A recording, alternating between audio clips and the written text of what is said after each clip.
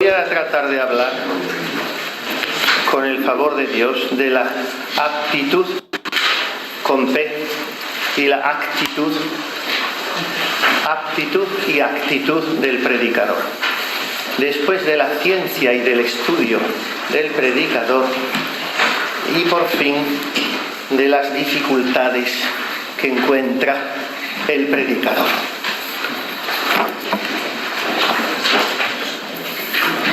Hemos apuntado un poco esta mañana que la predicación debe ser un testimonio de la obra del Espíritu Santo en la vida del predicador. Una combinación, un ensamblaje de lo divino con lo humano. Porque el predicador debe ser un cauce, un vehículo que deje pasar suavemente, porque no podría ser de otra manera, la unción de Dios. La unción en todo el amplio y hermoso sentido que tiene esa palabra. Decíamos spiritualis untio como una imagen que se adjudica al Espíritu Santo. La unción, decimos cuando hablamos de un sacerdote que celebra con mucha unción, que tiene unción. La unción es devoción. Devoción no en el sentido tomasiano, porque la devoción, según la define el Aquinate, es la prontitud de la voluntad en el divino servicio.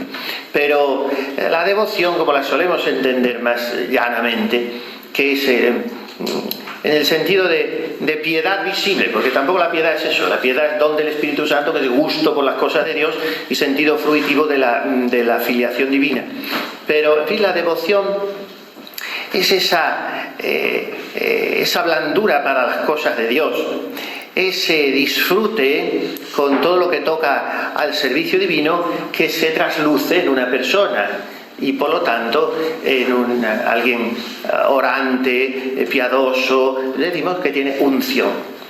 Entonces el sacerdote debe tener unción para dejar pasar la unción de Dios, y que además no es que solamente es dejar pasar el Espíritu Santo, es dejar pasar la suavidad de Dios, la blandura de Dios, esa presencia de Dios que tenemos que tratar de que nos posea tan plenamente que, como dice San Juan de la Cruz, se nota hasta los artejos de las manos y los pies.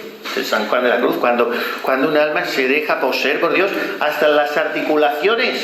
Y la santa lo dice muchas veces, que se comunicaba a su cuerpo aquella plenitud de vida divina y después de comulgar, en fin.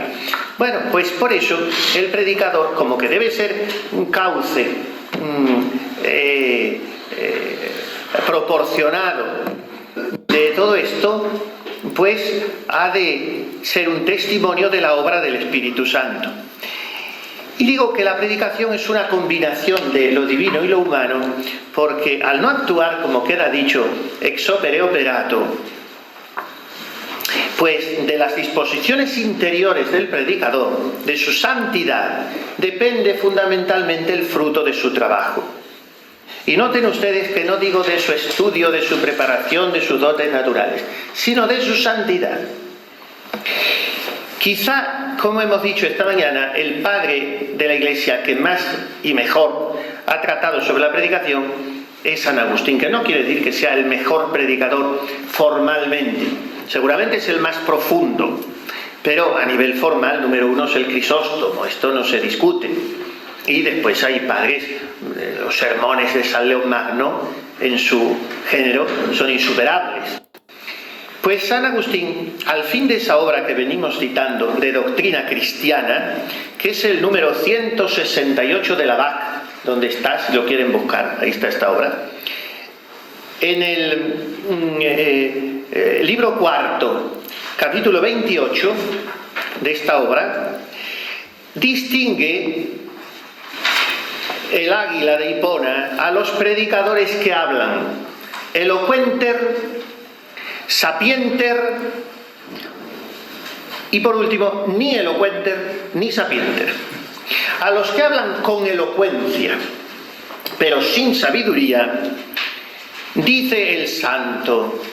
Hay que citarlo, yo creo que se entiende bastante bien, porque son observaciones muy agudas, y muy lindamente expuestas en ese latín agustiniano que, siendo ciceroniano, es como es eclesiástico, se entiende.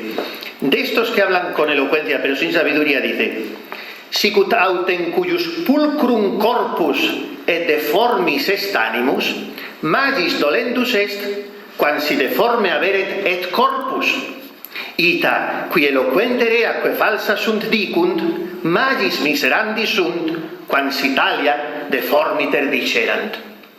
O sea, así como aquel que tiene un cuerpo bello y un alma deforme es una cosa mucho más digna de dolerse que si tuviera el alma fea encerrada en un cuerpo feo, porque de la otra manera engaña el cuerpo bello y un alma fea, pues dice, así también se debe lamentar el que dice cosas falsas con elocuencia, mucho más que si las dijera feamente. Porque diciéndolas con elocuencia engaña al auditorio. Esta es la elocuencia mundana, la elocuencia según la carne, la elocuencia de los políticos, de los vendedores, de todos los charlatanes de feria. Buen jarabe de pico, pero el producto está envenenado. Segundo, los que hablan sapienter, dice San Agustín, los que predican con sabiduría divina, aunque carezcan del don natural de la elocuencia, que es un don natural, como he dicho, se va perfeccionando muchísimo según se vaya leyendo, oyendo buenos oradores, pero es un poco como el canto y como tantas cosas, Dios lo da. Pues a los que carecen de ese don natural, pero tienen sabiduría divina para predicar, les dice el santo: sed qui utrumque non potest, o sea, si no pueden hacer ambas cosas, hablar con elocuencia y sabiduría, utrumque, dicat sapienter, quod non dicit eloquenter, pocius, quam dicat eloquenter, quod dicit incipienter. Pero por lo menos que diga con sabiduría lo que no puede decir con elocuencia, sabiduría divina. Más bien que decir con elocuencia lo que dice sin sabiduría. Y a los que no saben hablar ni con sabiduría ni con elocuencia, les dice: si autem ne eo quidem potest, ita conversetur ut non solum sibi premium comparet, sed etiam previatalis exemplum et sit eius quasi copia dicendi forma vivendi. O sea, por lo menos que compense su carencia de elocuencia con el elocuente ejemplo de su vida. Y ahí podemos entrar y debemos entrar todos. Debemos entrar todos. Avalar en todos los casos y compensar en algunos la carencia de elocuencia. Y tratar con esa vida santa de poner un plus de sapiencia. Inmediatamente después, el santo da una receta a los que tienen cierta facilidad para hablar, pero carecen de ciencia ahora humana. Cuando él dice sapiencia, sabiduría es divina, ciencia es adquirida. Pues esos que carecen de ciencia porque nacen y tienen un pico que son increíbles. Esto, cuando se vive en Italia, es una cosa que da hasta grima. Un niño de 2 años que apenas ha empezado a hablar te enjareta las catilinarias tranquilamente. Bueno, pero no tiene ciencia, no ha estudiado. Y a veces hay así. Uno que se defiende muy bien hablando y se encara con el sursum corda, pero cuando tiene que echar mano de argumentos, pues se le ve que tiene unas rentitas muy limitadas. Entonces, los que tienen facilidad para hablar y carecen de ciencia, tienen que hacer lo siguiente. Y estos son o somos, creo yo, a lo mejor juzgo mal, casi todos los curas. Hoy, porque se lee poquísimo, se estudia poquísimo, se sale de los seminarios pez. Perdonen mi juicio, como digo, es falible y es discutible y es todo lo controvertible que ustedes quieran. Pero luego tomando el café ustedes me lo desmontan si son capaces. Pero yo creo que salimos muy flojos hoy, muy flojos.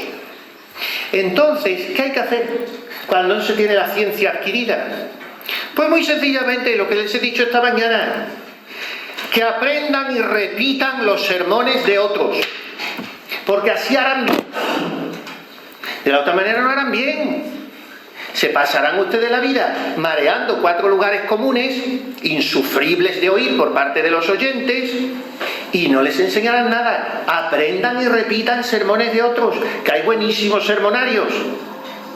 Y les avisa San Agustín que no se retraigan de hacer esto ante la increpación del profeta. Furantur verba eius unus quisque a próximo suo. Jeremías dice esto. Roba cada uno la palabra de su prójimo. Dice San Agustín, no se trata, es que es un prodigio de lógica. Lo que pasa es que es muy desordenado dialécticamente en apariencia.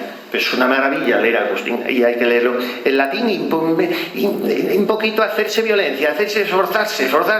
Yo cogí como un voluntarismo, que está muy mal siempre el voluntarismo, pero digamos de voluntad, leer las confesiones de San Agustín en latín. Y me tentaba, me iba a la traducción. No, tiene que ser en latín, porque es una maravilla, pero es un poco desordenado, pero te lo razona todo lógicamente. Y entonces dice, no se trata de un hurto.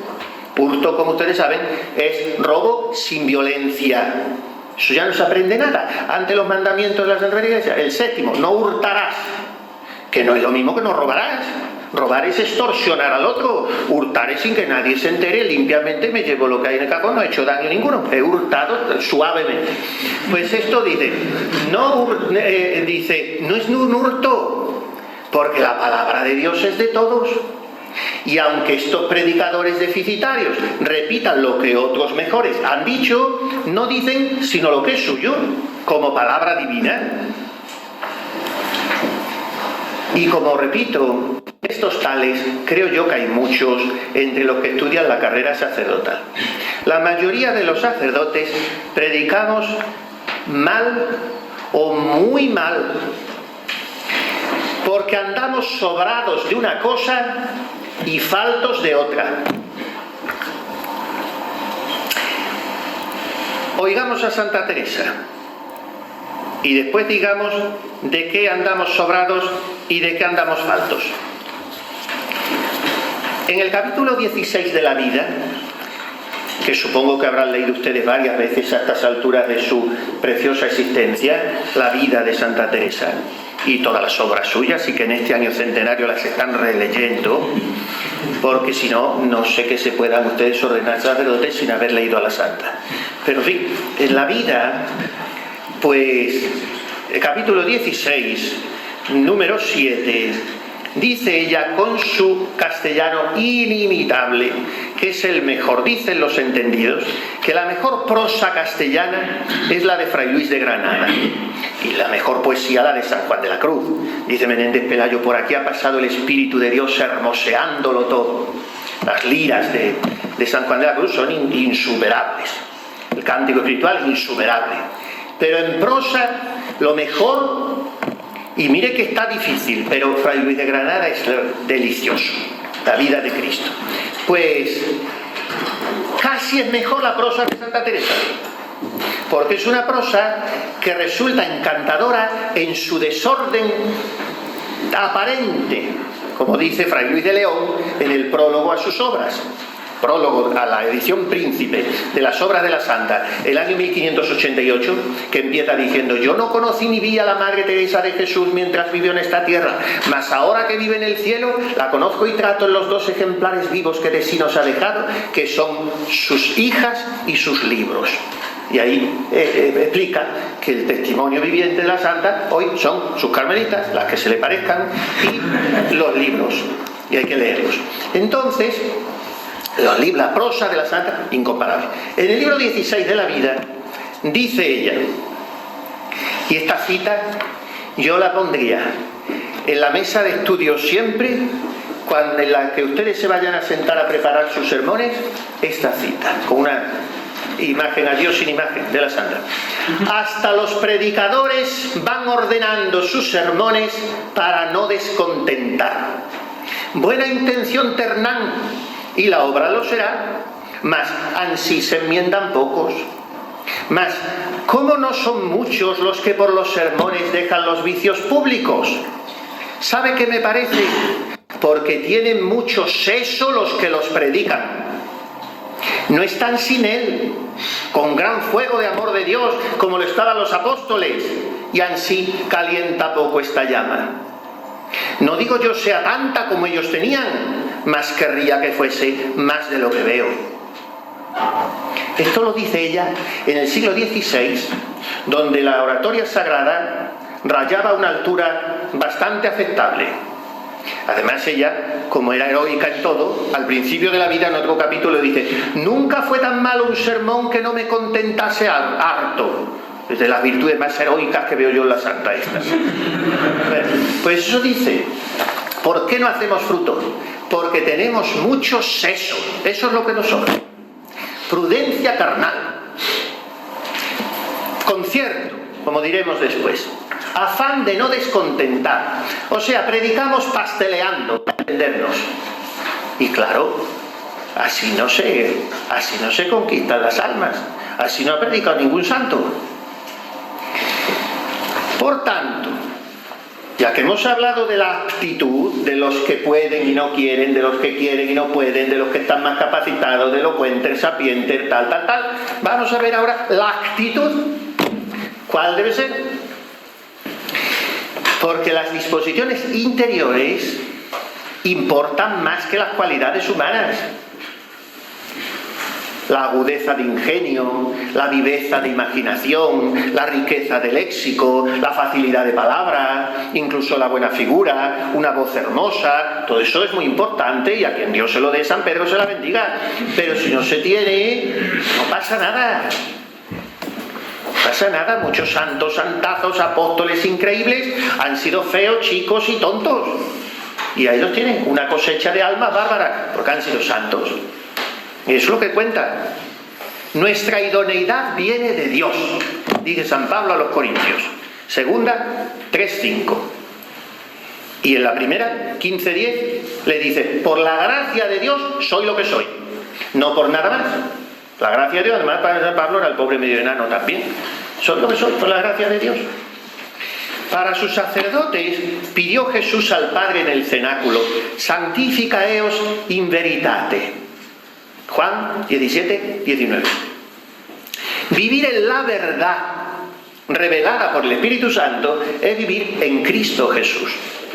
Él no pide que seamos consagrados in veritatem, o sea, para anunciar la verdad, en orden a la verdad, in veritatem, sino in veritate.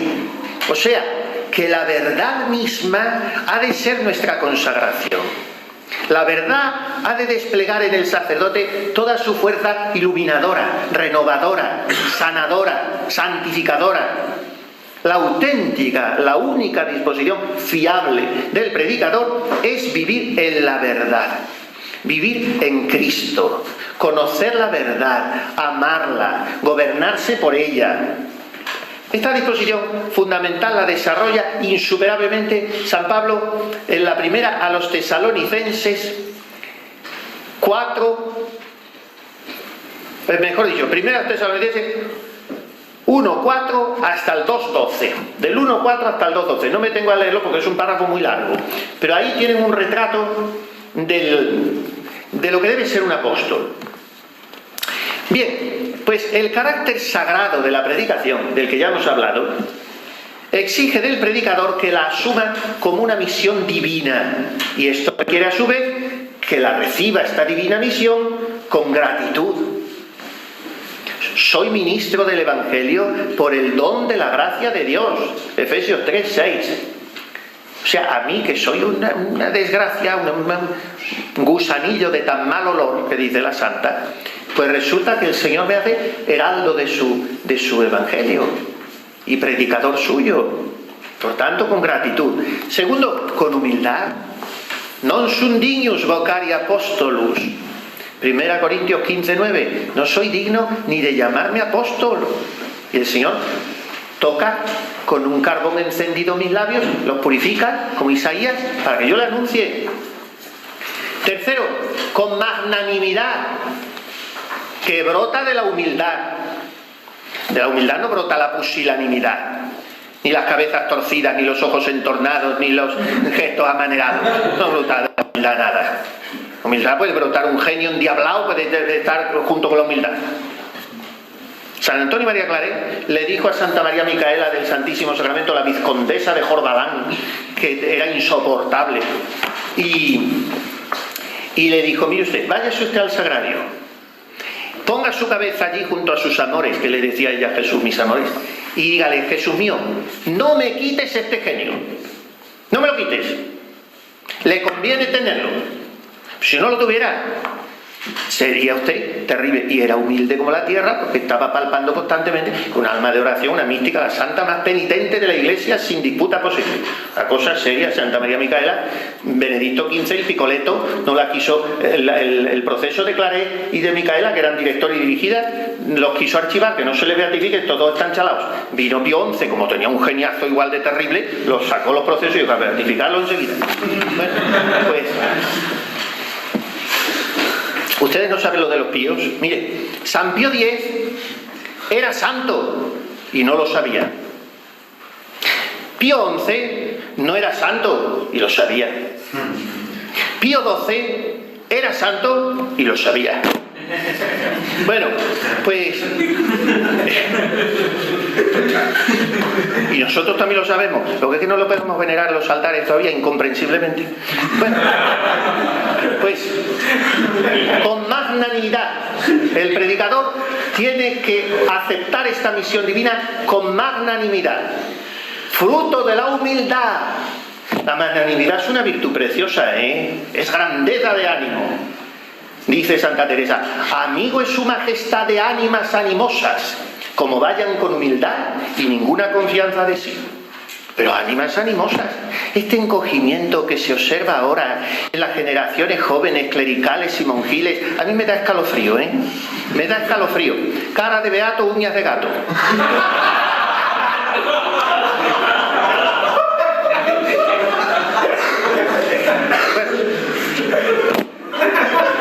Total, que hay que pisar fuerte y luego considerarse uno que no vale para nada. Estamos colgados de la mano de Dios nuestro Señor, no valemos para nada. Nos ponemos delante del sagrario, delante de cualquiera, no valemos para nada. Pero eso ya lo sabemos, eso ya lo sabemos. Pero eso no es ir pidiendo perdón por cada paso que se da.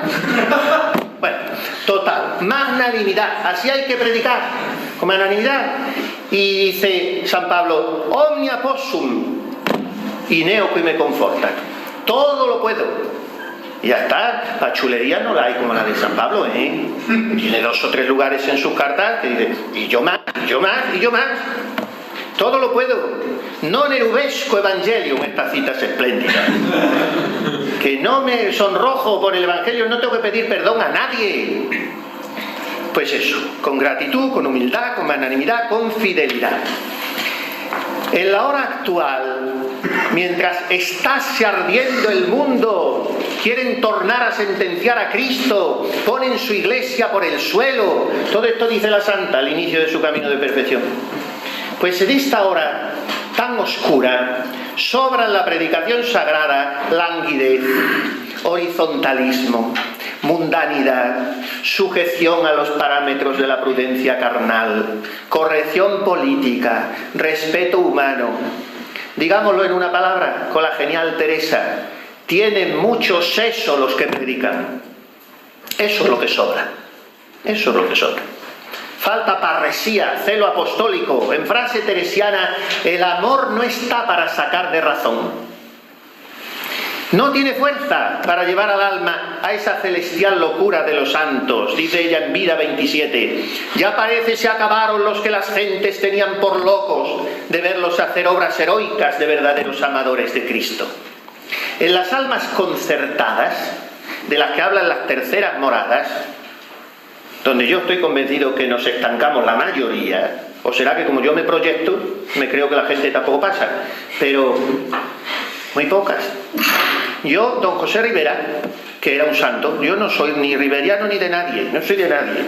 de Jesucristo, tengo bastante, pero comprendo la gente que es santa, lo comprendo. Que a mí no me va esa santidad, a lo mejor me va más o me va menos, pero como la del Padre Pío tampoco me va, en fin, pero son santos.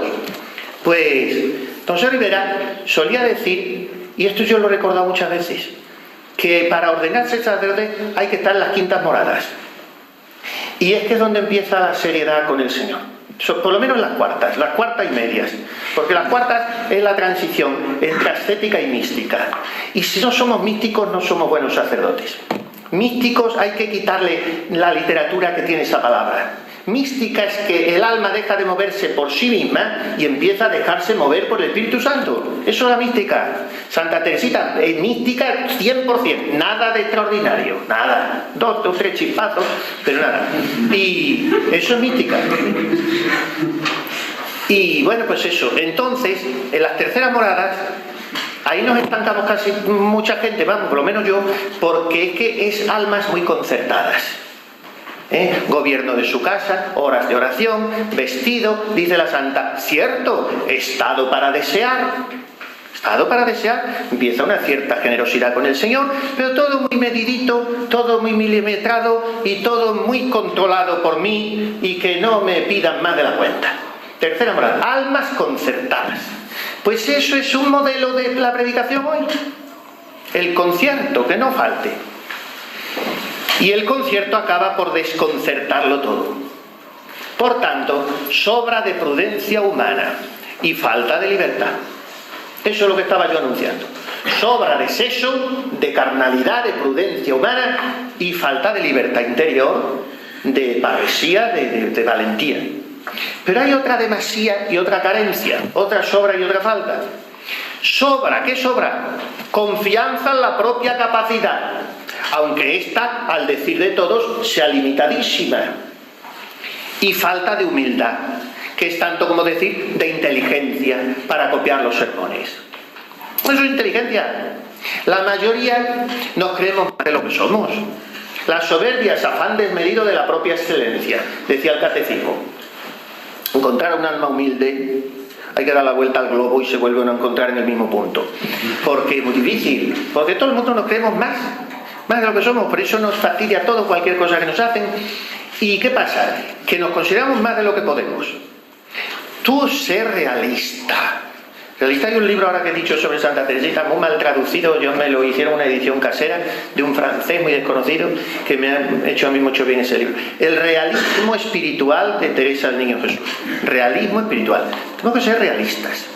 Y entonces, yo esto no puedo, el Señor no me lo ha dado, pero además yo estoy tan contento de que no me lo haya dado porque tengo lo que Él ha querido darme desde toda la eternidad para que yo sea santo, ni más ni menos. Si hubiera querido darme otro temperamento, otra familia, lo que fuera, me lo hubiera dado. Tengo lo que Él ha querido. Entonces, con estos bueyes tengo que arar, yo estoy tan contento, yo no sé hablar, o no sé componer una pieza oratoria, lo que sea, pues voy, tiro de este libro, del otro, y saldrá usted un gran predicador, de cosecha propia. Se lo voy a explicar por qué. Mire, así hacía el cura de Ars. El cura de Ars no era tan tonto como dicen, esto es una leyenda también, como que Bernardita era tan tonta, son leyendas. ¿Cómo va a ser tonta Bernardita con esta respuesta?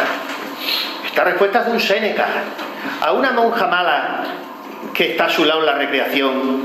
Santa Bernardita fumaba rapé como San Pío X. San Pío X por gusto, que iba con la sotana blanca manchada muchas veces. Eso del rapé y el bofetón a su hermana, que le dolía la muela una noche, fueron dos escolios fuertes para no beatificarlo, pero se lo saltaron. Pero Santa Bernardita tomaba rapé porque se le había mandado el médico porque tenía un asma espantosa, la pobre criatura se moría. Y entonces ese rapé tenía unas propiedades que le desatacaban un poco los pulmones. Total, y una monja mala le dice al lado, dice,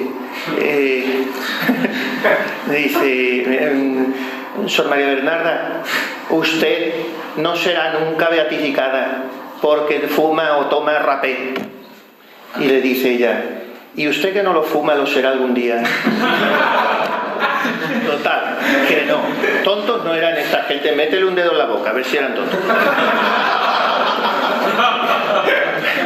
Pues el santo cura de Ars, tonto no era. Pasa que le costaban mucho los estudios, lo cual no significa ser tonto. El santo cura de Ars es un hombre inteligentísimo, porque los únicos inteligentes son los santos. Entonces, ahí está, no hay más vuelta de hoja. Un hombre muy inteligente. ¿Qué le costaban los estudios? La mayoría de los que hacen carreras hoy tienen así. Pero salen gairosos con su carrera. Eso no quiere decir nada. Le hacen títulos y las cosas no quieren decir nada.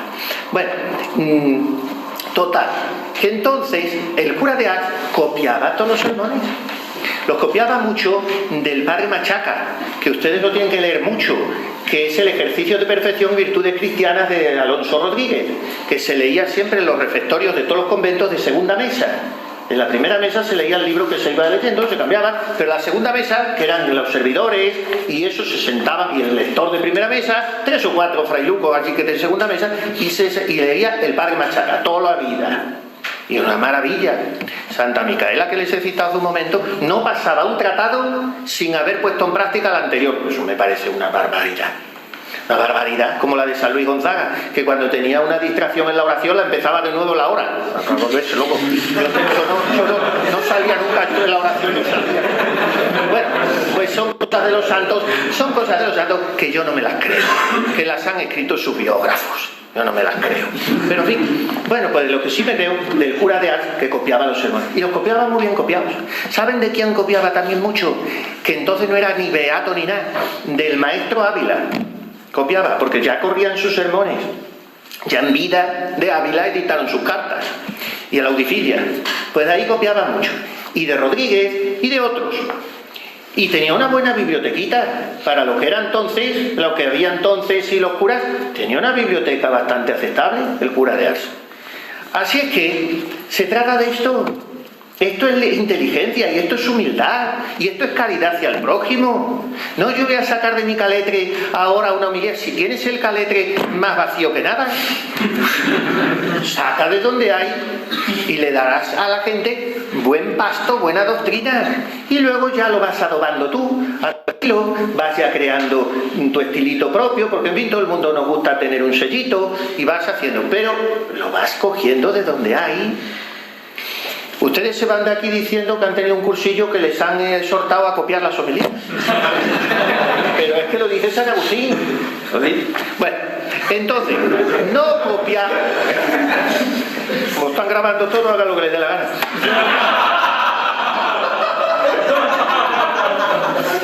Yo digo que no copiar de cualquier librejo de homilías al uso.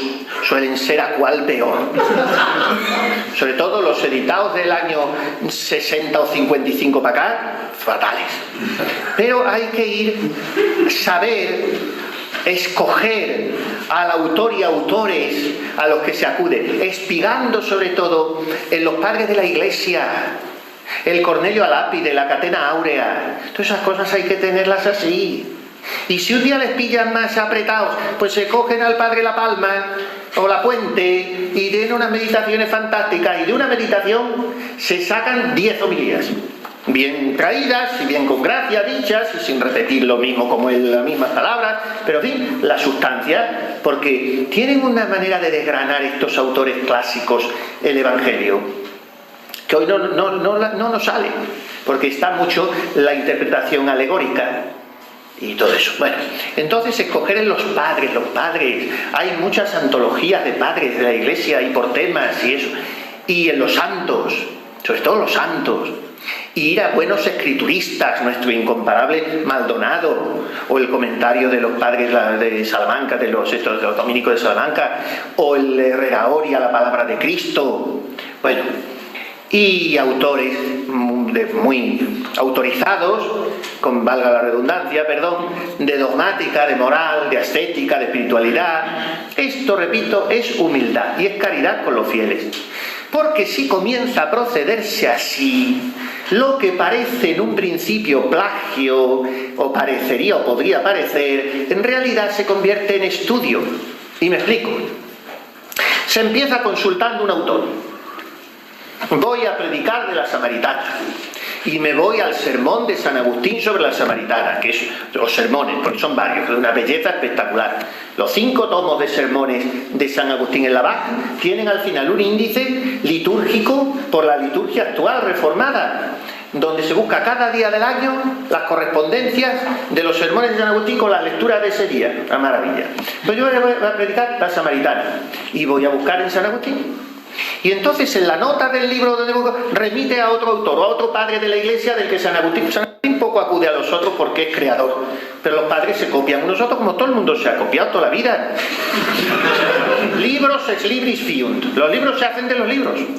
Entonces me tira esa nota, o la introducción, o el aparato crítico del libro, cita, y ya me voy a otro libro, y ya me remite a otro libro, y ese otro me remite a otro, que los debo tener, porque son libros fundamentales.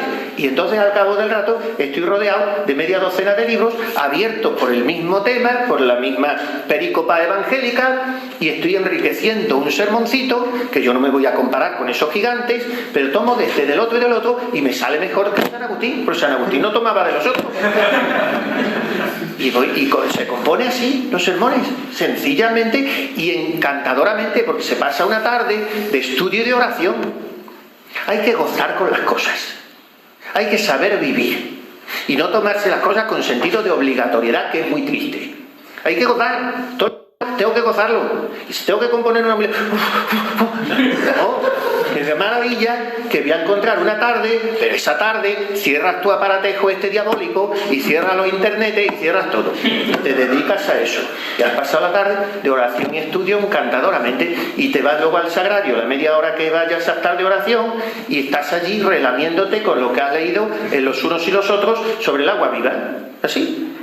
Total, que entonces, después de un autor y otro, se acaba componiendo un sermón. Con lo cual, en realidad, resulta casi una pieza de creación propia. Y el predicador pasa un par de días estudiando, formándose, haciendo fichas, guardando citas y esquemas en su archivo. Y como el estudio bien hecho y ofrecido a nuestro Señor por las almas, y aún más si es de materias sagradas, se convierte en oración, el predicador que no sabía hablar elocuenter podrá predicar sapienter, con la sabiduría del Espíritu Santo, y a lo mejor acabará predicando incluso elocuenter, porque el Señor le recompensará su trabajo con un poquito de más soltura. La gran tentación es la de la soberbia, que siempre es ridícula, porque es que somos tan pobres. Pero hay ocasiones en que esa soberbia es histriónicamente ridícula. Cuando los que menos valen se hinchan más, subiendo al púlpito como un pavo real que despliega sus plumas con altisonancia presuntuosa. Mire, he traído esto. Es que no me resisto a leerle. Esto ya lo tenían ustedes que tener leído, como tantísimas otras cosas. Esto es lo mejor que hay en plan de pasarlo bomba sobre la predicación sagrada. Carlos III lo leía, se lo hacía leer por las noches. Se partía de risa. Carlos III, hecho a los jesuitas, le tiene por liberal, confesaba cada día. Carlos III, comulgar no, porque eso no se llevaba. Era piadosísimo, pero en fin, Borbón. Total. Entonces esto se lo hacía leer. Y esto es una maravilla. Y escrito por el padre Isla, la historia del famoso predicador Fray Gerundio de Campazas, alias Zotes. Bueno, pues son 2 tomos. Yo los compré a poco de ser cura, ya tendrán casi 20 años conmigo, y los leí una vez. Los tengo subrayados y todo, y ahora me he propuesto leerlos la segunda vez, porque entre los dos hacen casi 1000 páginas, pero son sensacionales, divertidísimos. Bueno, pues es la sátira, la parodia, en fin, la presentación sainetesca casi de un frailuco que se cree que predica muy bien y toda la vida la enfoca a poder predicar. Y es un ridículo atroz, y entonces es todo sobre eso, con muchos otros temas muy simpáticos.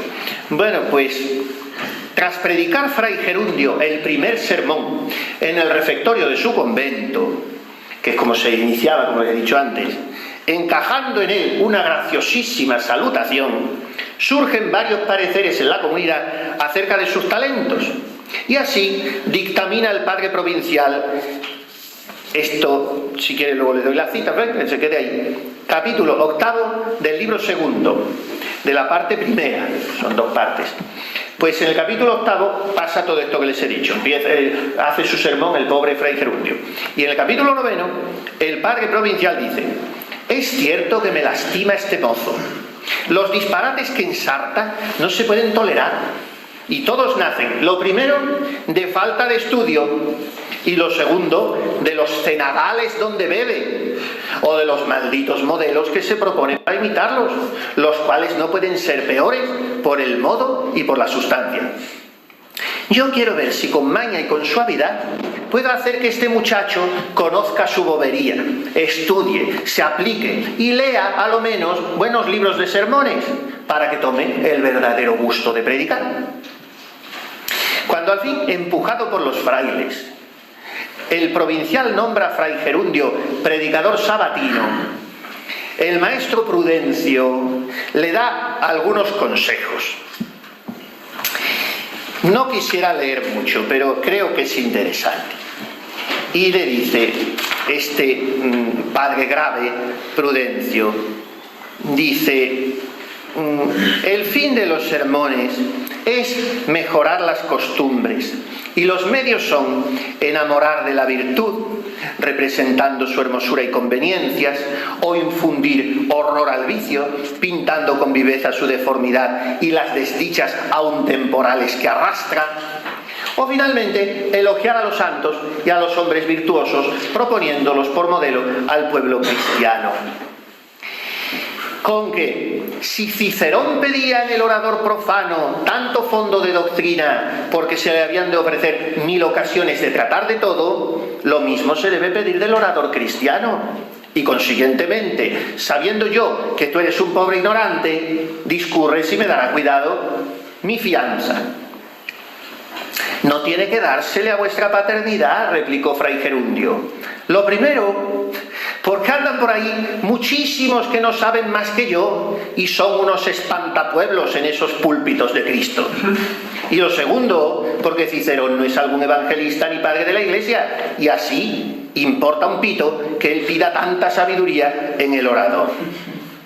Bueno, se hace muy largo y al final le dice el maestro Prudencio, dice: a las mujeres, al populacho y a aquellos semisabidillos que solamente lo son por lectura de socorro, puede ser que les parezca cosa grande, pero los que tienen buenas narices al punto perciben el fárrago, la inconexión, el hacinamiento y la indigestión de las especies, que ninguno tiene peor sabidas que el mismo que las ostenta con tanto aparato. No hizo más que trasladarlas del libro al papel, del papel a la memoria, de la memoria a los labios, y si se las tocan 2 días después, le cogen tan de repente como si jamás las hubiera decorado. Predicadores jornaleros, que solo trabajan lo que basta para salir del día. Quien no gasta muchos años en prepararse de antemano, nunca se preparará de repente. Y al contrario, presto se dispondrá bien para un sermón particular el que anticipadamente se haya ya prevenido para todos.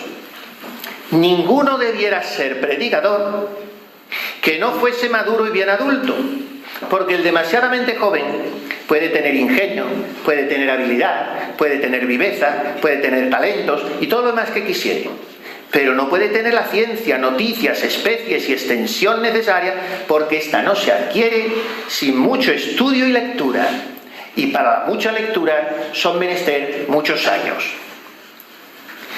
Añádase que los predicadores demasiadamente jóvenes, si no suplen la falta de representación con una virtud extraordinaria, nunca se les puede tener el respeto y la veneración que son tan necesarias para que hagan fruto los que ejercitan este sagrado ministerio. Bien, es muy largo todo esto, son varios capítulos, pero la mayoría estos son párrafos serios, más o menos, pero la obra es muy simpática y yo les recomiendo vivamente su lectura. Así es que eso es amor propio lo que estoy diciendo. Soberbia de quien se cree muy capacitado para predicar y luego es ridículo, como el caso de Fray Gerundio. Otra forma de sutil y refinado amor propio existe. La de quien, por miedo a quedar mal, por falta de facilidad de palabra o de temple y dominio de sí, cobra pánico a la predicación y huye de ella con fobia nerviosa. ¿Debes predicar? Hazlo. Copia, lee, sin que parezca que lo haces, pero predica. No te escabullas. Algún sacerdote he conocido yo, claro, no era sacerdote secular, pero en fin, que estaba 15 y 20 años que no había predicado nada porque era temor, pero temor de amor propio. Otra tentación es la de la corrección política. A los que caen en ella les llama San Pablo en su carta a los Gálatas predicadores que quieren pavonearse en la carne. Gálatas 6:11. Gloriándose de ser judíos y evitando así la persecución por parte de estos y consiguiendo ciertos éxitos fáciles. Estos predicadores son la imagen de aquellos que por amor a la gloria humana rehúyen la persecución y no tienen escrúpulo en adulterar el Evangelio, sin importarles hacer a las almas un daño incalculable. Prefieren su comodidad. Pablo los describe, llorando, dice él, como enemigos de la cruz de Cristo. Su paradero es la perdición, su Dios el vientre, su gloria sus vergüenzas. Tienen su pensamiento en las cosas de la tierra. Filipenses 3:18. Son falsos apóstoles, obreros dolosos, que se transfiguran en apóstoles de Cristo. Su fin será conforme a sus obras. 2 Corintios 11:12. Si alguno viniera a predicaros doctrina de más anchura, aunque sea un ángel del cielo, no le creáis, sino cruz y más cruz. Dice San Juan de la Cruz en uno de sus avisos. Y San Pablo también lo dice.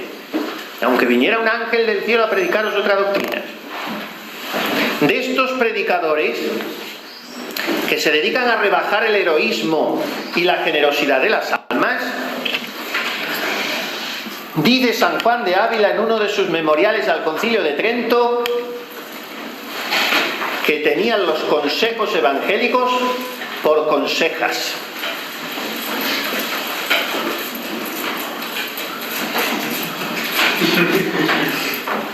Esto también es bueno hacerlo. Cuando uno ve que ante cualquier eventualidad imponderable se distraen 10 o 12 atenciones individuales, es mejor pararse. Se evidencia a los distraídos, se vuelve a recoger la atención y no se pierde la energía de 7 u 8 conceptos que se están desgranando en esos 2 minutos. Se callan, todo se concentra otra vez y ya está. Ya se ha abierto la ventana, ya entra un aire purificativo que nos hacía mucha falta porque aquí debe oler a chivo a estas alturas. Y ya está, y ya atendemos. Pues eso le repito lo del santo maestro Ávila. Dice a Trento que los predicadores de su tiempo tenían los consejos evangélicos por consejas. Consejas son refranes de vieja, consejas.